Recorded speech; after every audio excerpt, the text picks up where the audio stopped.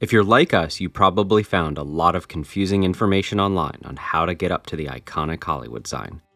Stick around and we'll show you what we think is the easiest way to the top. This is Magellan. And this is Greyhound. Where we make videos about epic road trips, kayaking, hiking, and other outdoor adventures. Your first order of business is to find street parking around Lake Hollywood Park on Canyon Lake Drive. Before hiking to the sign, you can take a brief detour to the Hollywood sign viewpoint, where you'll get a nice view of it. Don't skip this. You'd be surprised how hard it is to get a photo of the sign once you get a lot closer.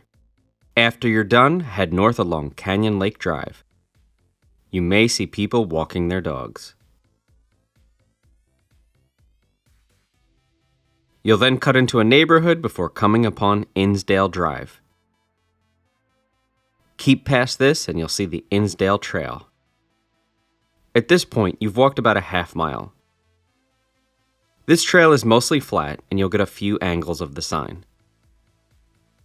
You'll also get a nice center perspective of it as you are about to leave the Innsdale Trail. From here, you've walked about another half mile and will now be on Mulholland Highway for a little bit. Just keep along the road. If it isn't obvious, you should not drive here. You'll see signage where to go and not to go. At this point, the last house on Mulholland, currently an empty lot you can't go on, is to the left. Apparently, this lot is destined to become a home one day. Just keep right on the Mulholland Highway trail to head up towards the sign. Continue along the trail, which skirts along the north of the neighborhood. Eventually, you'll come upon a few gates that you can go through. This begins Mount Lee Drive and your ascent up to the Hollywood sign. You've probably gone about a mile and a half at this point.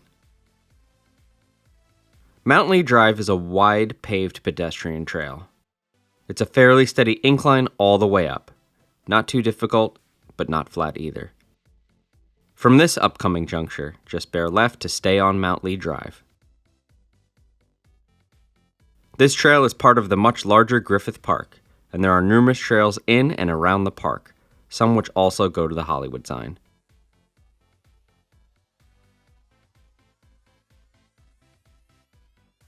Now that you're up higher and on a different side of the park, you'll get great views of the other side.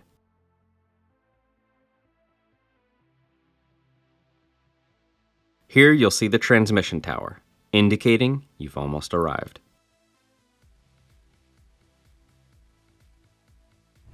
I think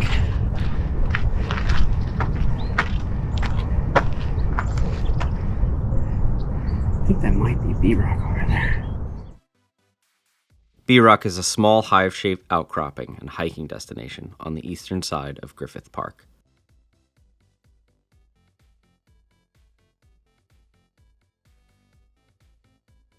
Here you'll pass behind the back side of the sign along this fence. Here's a closer look at the transmission tower.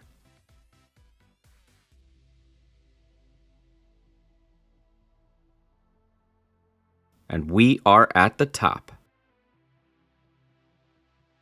Look at this. There is absolutely no one here. I am all by myself. And a trash can.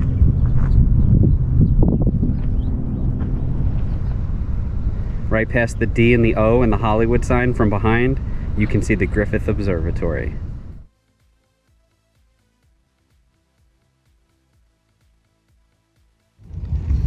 The year is 2042. Los Angeles has been nuked 20 times over. All that is left is the Griffith Observatory. Be prepared to not be able to see downtown LA. It's pretty hazy out right now.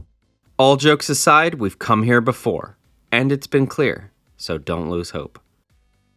In fact, on the way down, the haze cleared up a little, and traces of the skyline could be seen. One last quick thing to add. This hike will get busier the later in the day you start. It's a very popular hike after all. If you want alone time, come before or right after sunrise. Let us know if you've hiked up to the sign. Otherwise, we'll see you on the trails or in the water.